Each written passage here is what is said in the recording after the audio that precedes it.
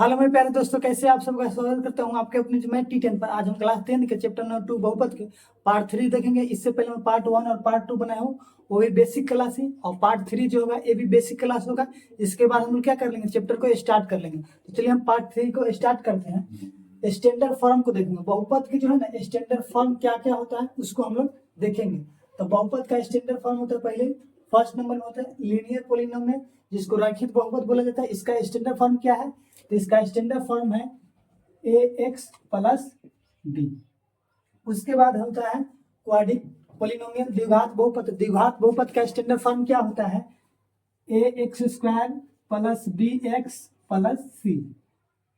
Cubic polynomial त्रिघात बहुपद का स्टैंडर्ड फॉर्म क्या होता है, तो इसका स्टैंडर्ड फॉर्म होता है ax cube plus bx square plus cx plus d। समझ में आएगा।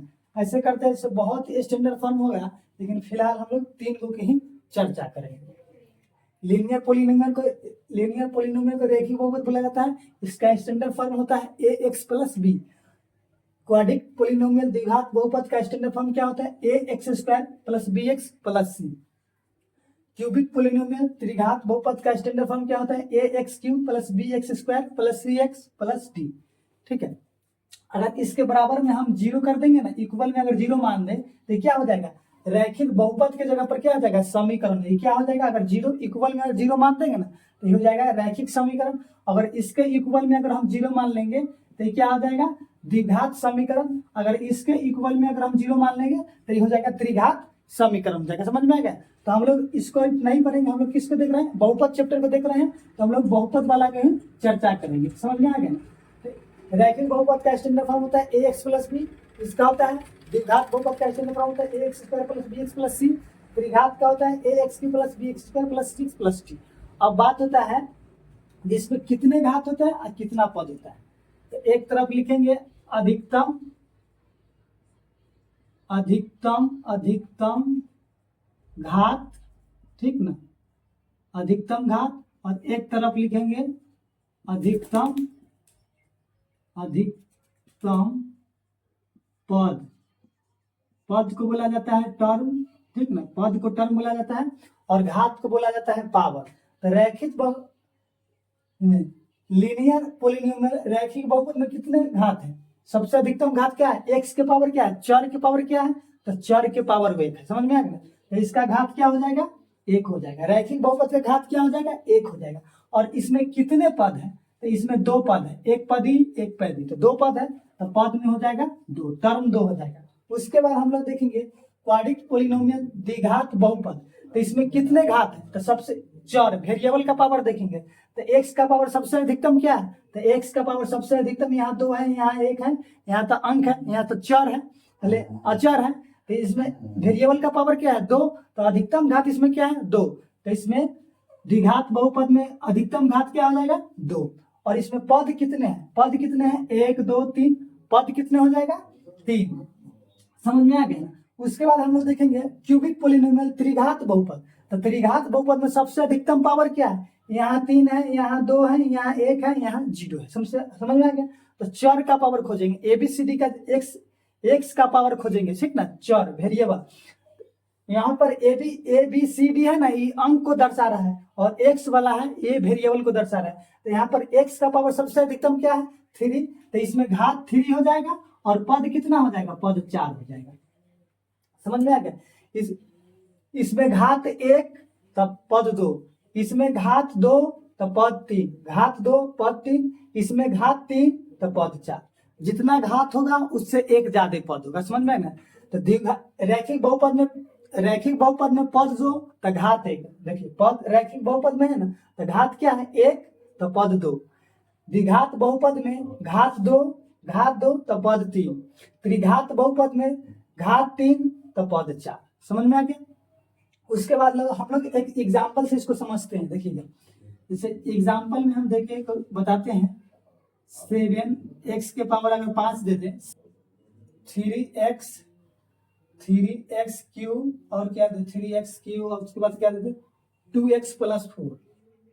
तो देखिए इसमें अधिकतम घात 3 था ना, तब 3 था तब पद कितना है, 4।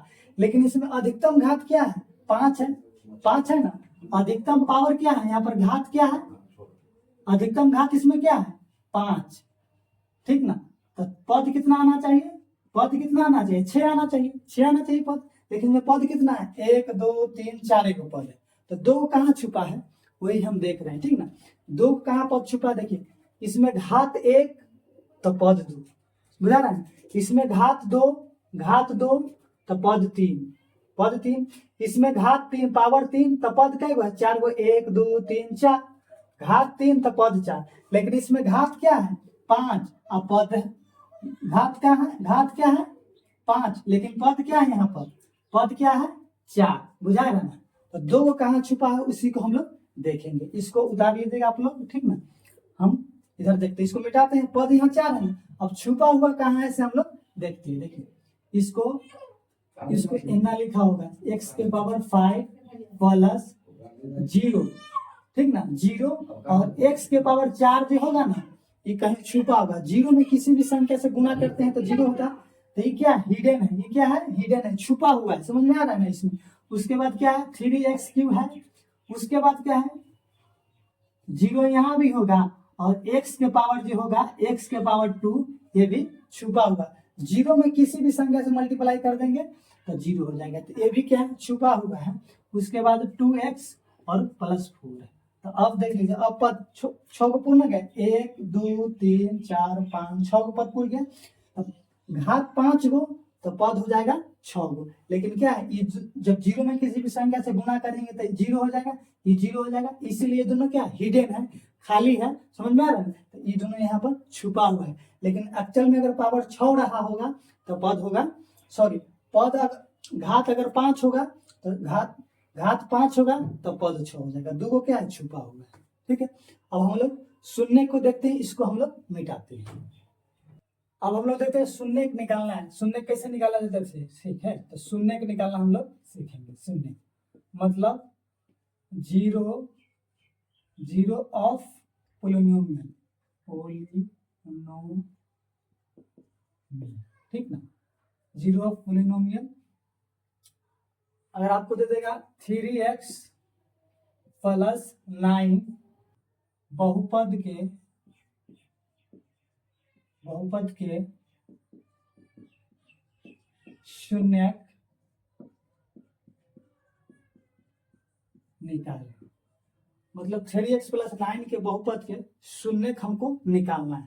तो इसमें हम लोग क्या करेंगे, x चर के मान क्या रखे जो 0 आ जाए, समझ में आ रहा है, x के जगह पर क्या मान हम लोग रखे जो 0 आ जाए, समझ में आ रहा है। तो 3x प्लस 9, x के जगह पर हम क्या मान रखे, चर के जगह पर क्या मान रखे जो 0 हो जाए, ठीक ना। अगर मान रखने में अगर दिक्कत होगा तो क्या कीजिएगा, इक्वल में क्या करेंगे हम लोग, इसके इक्वल में क्या मान लेंगे 0 मान लेंगे, समझ में आ गया। जब इक्वल में 0 मान लेंगे, इसको रहने दीजिए, इसके 3x प्लस 9 और इक्वल में क्या करेंगे 0, x के जगह पर हमको मान रखने में अगर दिक्कत होगा तो किसी भी रूप में तो डायरेक्ट क्या करेंगे, इसके इक्वल में बराबर में क्या मान लेंगे हम लोग 0 मान लेंगे। अब क्या हो जाएगा 3x अपने जगह पर रहेगा, 9 प्लस में इधर आएगा तो माइनस में आ जाएगा, 3 से ही कटेगा, 3 मरतबे कट रहा है ना, तो x बराबर क्या हो जाएगा -3।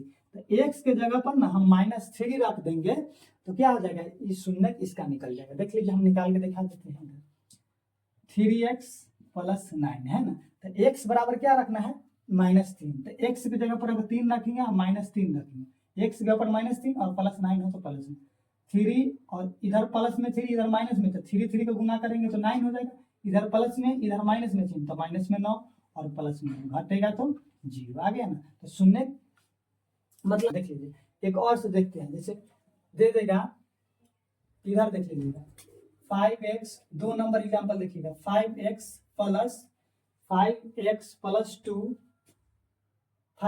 2 बहुपद के शून्य निकाल, समझ में आ रहा है। अगर आपसे दे देगा 5x प्लस 2 बहुपद के शून्य निकाले तो कैसे निकालेंगे, x के जगह पर हम क्या मान रखे, चर के जगह पर क्या मान हम रखे जो 0 आ जाए, समझ में आ रहा है, जोड़ घटाव करने के बाद। तो देखिए मान रखने में से दिक्कत हो रहा है तो क्या करेंगे, डायरेक्ट में इस समीकरण के बराबर, ये बहुपद के बराबर क्या मान लेंगे हम लोग, इक्वल में 0 मान लेंगे, तो 5x प्लस 2 और बराबर में 0 मान लेंगे, 5x को अपने जगह पर आने देते हैं, प्लस में 2 है तो बराबर के उधर जाता है तो चेंज होता है, प्लस में होता है तो माइनस में हो जाता है, माइनस में रहता है तो प्लस में हो जाता है। अब x -2 और बटे में 5 हो जाएगा, क्या हो जाएगा, इसका शून्य क्या हो जाएगा, इसका शून्य हो जाएगा -2 बटे 5। समझ में आ गया। देखिए यहाँ पर अगर रखेंगे ना x के जगह पर हम -2 और 5 2 बटे 5 तो 0 चल जाएगा। देखिए 5 अपने जगह पर -2 और बटे में 5 तो 2 से 2 5 से 5 कट जाएगा और प्लस में 2 तो 2 ऐसा ना कुछ होता है, एक बचा, एक में -2 से गुना करेंगे तो -2 और प्लस में 2 +2 और -2 घटेगा तो 0 हो जाएगा। समझ में आ गया ना। अगर अच्छा लगा होगा तो लाइक सब्सक्राइब दोस्तों के पास मिलते